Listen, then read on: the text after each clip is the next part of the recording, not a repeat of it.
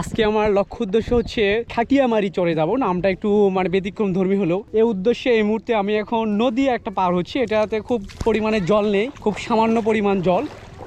আমরা পার হচ্ছি পায়ে হেঁটেই, মূলত স্বচ্ছ পানি, অনেকটা সমুদ্র জলরাশির মতো লাগতেছে। তো অনেক ভালো লাগতেছে। খাটিয়ামারি চরের মানুষের জীবনযাত্রা, জীবন কাহিনী আজকে আমি তুলে ধরবো।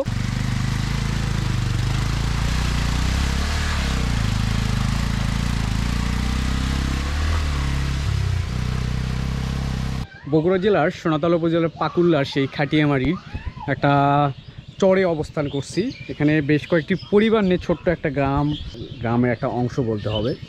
মূলত এই অঞ্চলটুকু এখন শুকনো মঞ্চ হলেও যে এখন যেহেতু শীতকাল চলে এসেছে বা হেমন্তকাল চলে এসেছে, যে কারণে এখন এখানে জল নেই। তবে বর্ষাকালে পুরো এই অঞ্চলেই প্রচুর পরিমাণে জল থাকে এবং বাড়িঘরগুলো ডুবে যায়। আমি আপনাদের সময় এবং সুযোগ পাইলে কখনো বর্ষার টাইমে এই অঞ্চলে আসবো, ইনশাল্লাহ আমি আপনাদেরকে দেখাবো এই অঞ্চলের লোকজন কত কষ্টে থাকে। আসলে সেই কষ্টটা অনুভব করা সম্ভব হচ্ছে বর্ষাকালে, এখন অ্যাকচুয়ালি সম্ভব না। তার সে টিনের বাড়ি বা তারা যেটা বললো, আমরা এই পর্যায়ে একজন ভাইয়ের সঙ্গে কথা বলবো এটা নিয়ে।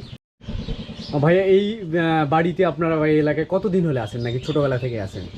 না, এটা নদী হয়ে গেছিল, নদী ছিল এটা আজ থেকে 10-12 বছর হলে চর আছে। এখানে কয়টা পরিবার বাস করে? 5টা পরিবার। এগুলো কি আপনাদের নিজস্ব, নয় সরকার ফ্রি দিয়েছে? না, এগুলো নিজস্ব আপনাদের জায়গাতে পরে চর উঠছে? হ্যাঁ, টন বাড়ি করছি। আচ্ছা, বর্ষাকালে, এখন তো আমরা শীতকালে দেখতেছি মরিচ সহ ধান অনেক কিছু লাগাচ্ছে, বর্ষাকালে কি আপনাদের এখানে পানি ওঠে?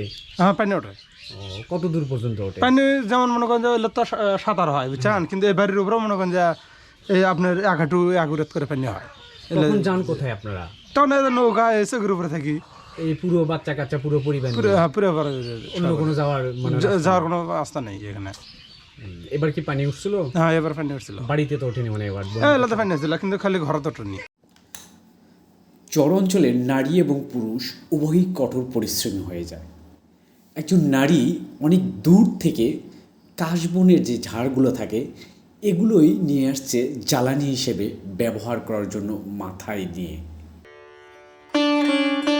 চর অঞ্চলের মরিচ অত্যন্ত বিখ্যাত। একজন মরিচ চাষি তার জমিতে নাঙলে দিচ্ছে। এই অঞ্চলে লোকজন প্রচুর পরিমাণ গরু জমিতে একদম ফাঁকা মাঠে সারাদিন ঘাস খেয়ে পরন্তু বিকেলের দিকে তারা সাধারণত নিড়ে ফেরে। অসংখ্য গরু চাষিরা তারা নিয়ে আসছে গরুগুলো। দর্শক, আপনারা দেখে হয়তো অবাক হয়ে যাবেন, কাশবনে মূলত আগুন দেওয়া হচ্ছে।